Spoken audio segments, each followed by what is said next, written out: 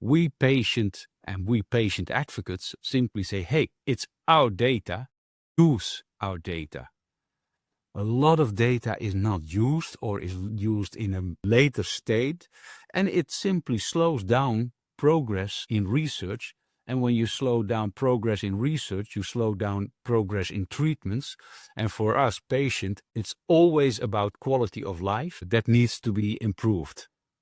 So it's data, it's research, it's treatments, it's quality of life. The end goal is always improve quality of life.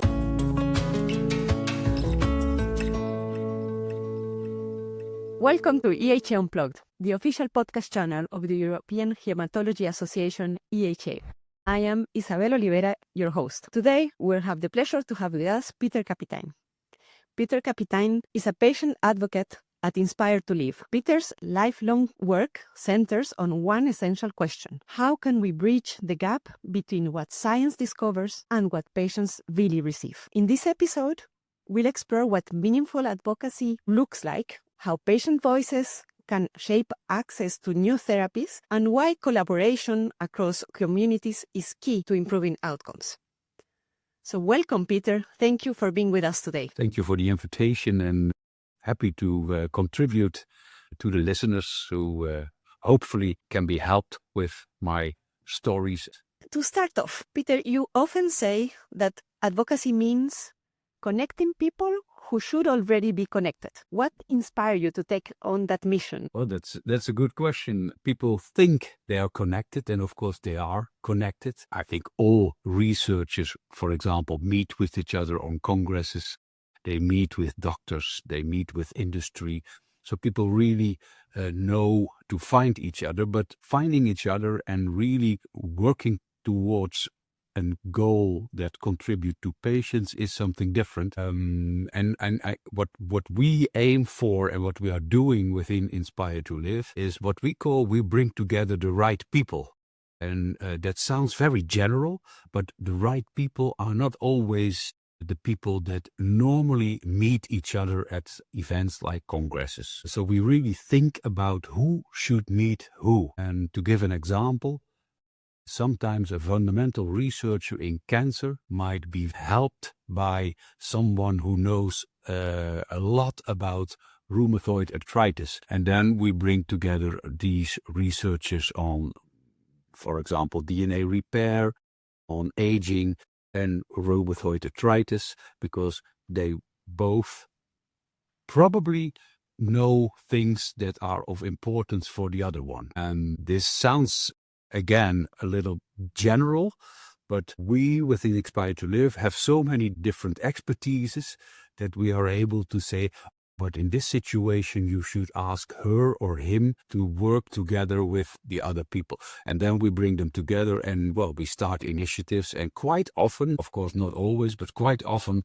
it becomes successful. We're talking about Inspire to Live. Can you explain what Inspire to Live is? Yes, in 2010, we started with Inspire to Live, and you could say the reason for that is I was diagnosed with a lymphoma in 2005, had several relapses. I had an autologous stem cell transplantation in 2008. I had 2.5 months later, in September the 3rd, 2008, an allogenic stem cell transplantation. And then I wanted to know who developed these stem cell transplantation, and one of them appeared to be a Dutchman, and I worked with him. His name is Dick van Beckham. I worked with him until his death. Dick died in 2015 when he was 90 years old. And from him, I basically learned how to work with scientists. And, well, as a kind of giving back for all the good treatments based on good science, all the good nurses, doctors I had, I started Inspire to Live. Of course, I first started Alp du Zes, a fundraising initiative. We raised so much money that we could set up very, very good and also expensive research. But in 2009, we thought we are very good in the Netherlands with research. We can do better on implementation. And together with the Dutch Cancer Organization, at that moment, we decided to go international. And because we are good in research, but we will not be able to solve the problem of cancer alone in the Netherlands. For that, we need cooperation. And basically, that's how Inspire to Live started. Formally, 2010, we had our first initiative, our annual congress in 2011. We brought together researchers and clinicians from the United States, Canada, and Europe in one room and started initiatives. That was really a breakthrough. We started projects which were performed by researchers and clinicians from the United States, Canada, and researchers for Europe. That was basically the start. And Inspire to Live is, well, in essence, it's still the same. We bring together the right people, now not only in Europe, North America, but globally around a certain topic. And then we start an initiative. Well, we start lots of initiatives. You could say we're a knowledge broker. A lot of knowledge is inside our organization, but of course we do not have all the knowledge, but we know to find the knowledge. So we are a knowledge broker and a network organization where our professional volunteers work together. Volunteer in the sense that they do not get paid for their work within Inspire to Live. Professionals because they're professional in their research institute or in their hospital or in their company when they work at industry. Can you give us an example of one project that has been successful in reuniting researchers with patients and that has changed the way things were done? We brought together researchers from the United States and Europe, 2011, 12, 13, and a small group. I think in total we were 12 people. And out of that came 4 projects with organoids.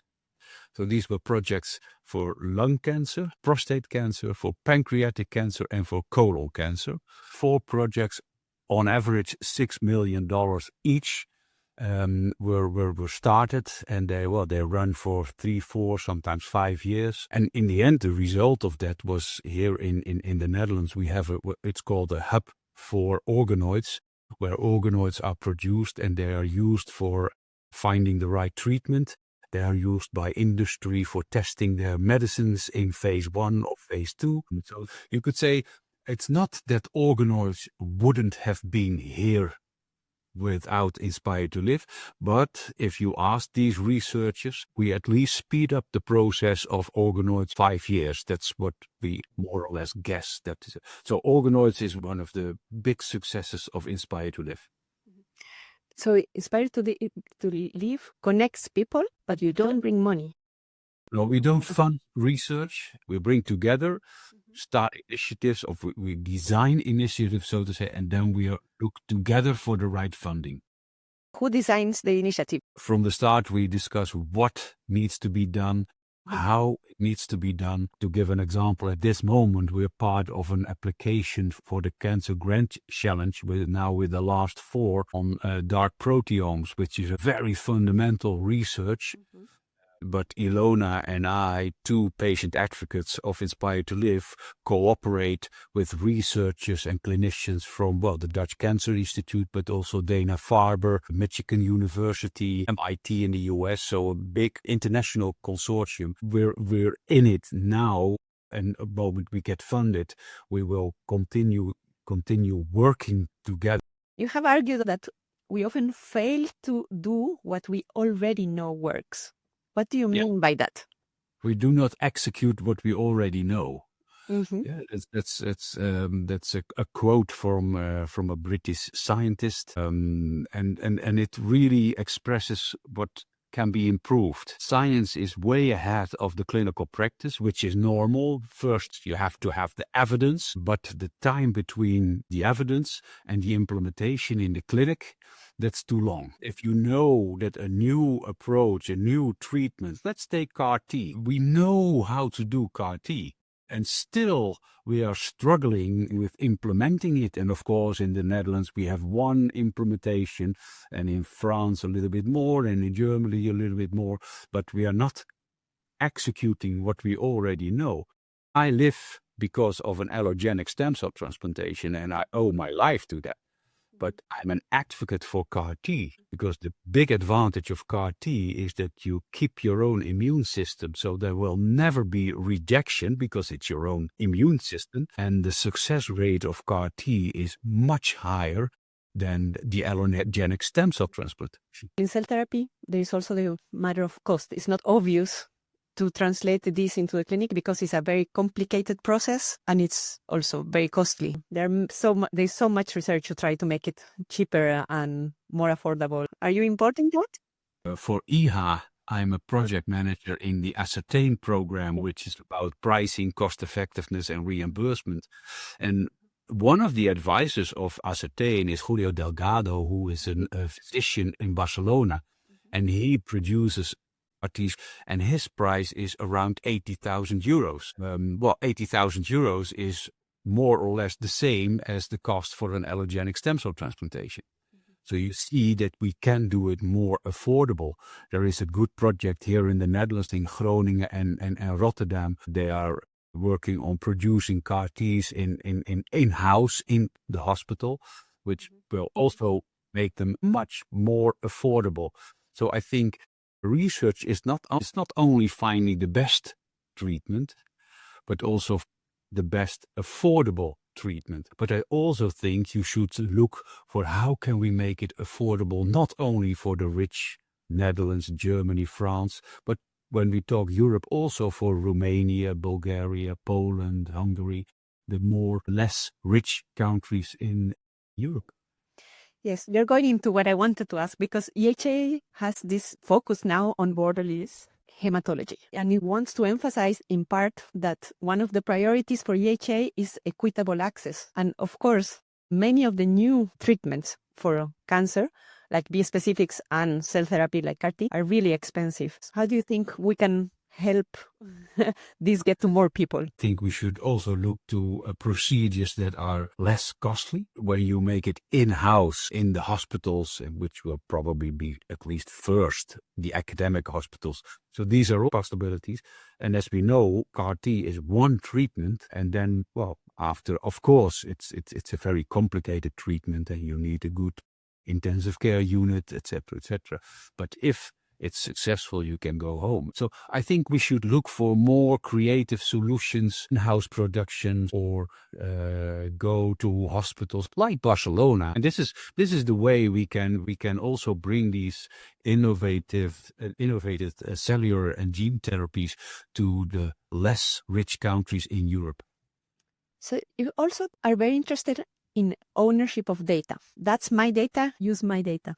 What does that mean in practice for you? We patients, we produce tons of data by simply being diagnosed, the treatments that we go through. We produce a lot of data, which is how a treatment works in my body. This data is filed in repositories. There are two aspects on data: the legal aspect and the ethical aspect. So the legal aspect, if your data is in the hospital, it's still your data and you're allowed to ask for that data and do with it what you want. If your data is from a trial, it's legally owned by industry. But there is also an ethical aspect on that, and that is that this data is extremely important for research and industry to innovate the treatments. We patient advocates simply say, hey, it's our data. Use our data. A lot of data is not used or is used in a later state, and it simply slows down progress in research. And when you slow down progress in research, you slow down progress in treatments.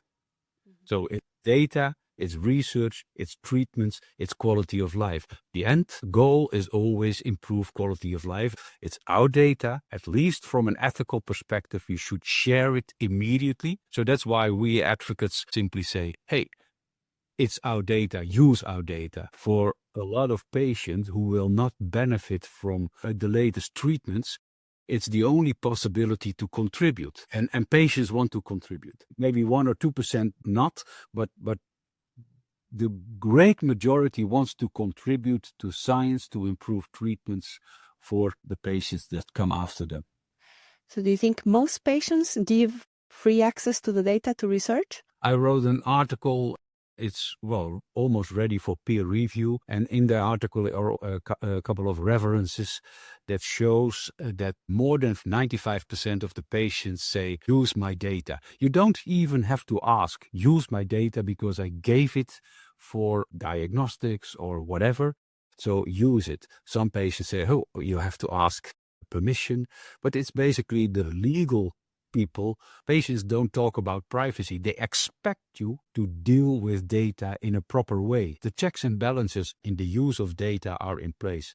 A researcher might make a mistake, that's always possible, but researchers know that if they misuse the data, well, their career will be damaged. So they don't. Do you think there are enough checks and balances to keep, obviously data is anonymized or semi-anonymized?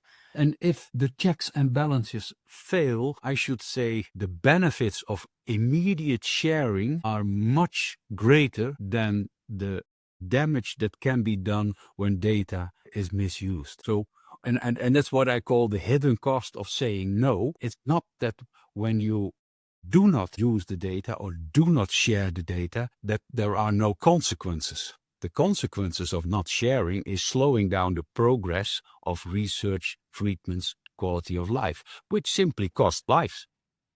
So looking ahead, what do you think that could be done differently in advocacy to get the treatments quicker to the patients? Basically, what we need to do is more cooperation between patients, researchers, and clinicians. And I think that's important, that when you want change in healthcare, cooperation between patients, researchers, and clinicians is key. If you go alone as a patient advocate, you will be not successful. If you go alone as a researcher or as a doctor, you will be not successful. Maybe in the end, but you can speed up the process by bringing together science, treatments, and the patients, and then go to the regulators, to the ones who have to approve, who has to fund, etc., etc. I think cooperation is key. So we go back to the goal of Inspire to Live, which is to put the people who need to be in contact. Finally, if you want our audience to remember one thing, one message of this conversation, what would it be? I think for the benefit of patients, it's key to cooperate, because if we don't, we lose too much lives, but we have the capacity to change that. Simple, but really hard to do. There's a difference between simple and easy. Some things are really simple. It is about cooperation. It is about working with the right people together. That doesn't mean it's easy. The reason why, and always think of why we should do it, the reason why is so important. We're not talking about 10 or 100 or 1,000 patients. We're talking about hundreds of thousands of patients or millions of patients in Europe. And we're talking about tens of millions of patients globally. I mean, what we produce on good treatments in Europe also needs to become available for the lower middle income countries in Africa, in South America, in the Middle East, in Asia. Capacity of helping lower middle income countries, not only the low income countries or the middle income countries in Europe. But our organization is global, so we work with countries like Kenya or Guinea or Armenia. All these countries need our help. And I know EHA for, well, at least since 2010. I know that it is an organization that has enormous capacities to improve the quality of life of patients in Europe and on a global level as well. It's quite easy to help. The medicines that cured me, I had treatments from 2005 till, well, let's say 2009. But the medication I got was and is good. So a lot of medication that we can offer these countries are now very cheap. Maybe in my time it was expensive because it was, for example, rituximab was of course on patent, but it's not on patent anymore. So rituximab is now a biosimilar or a generic, which is very affordable. It's also affordable for most, well, at least for the middle income countries. And well, there are of course extremely poor countries where it's not affordable, but you can start working on it. You take, well, for example, like Costa Rica, which is not a rich country. Because where I come from, by the way. Okay. Well, I know Costa Rica quite well.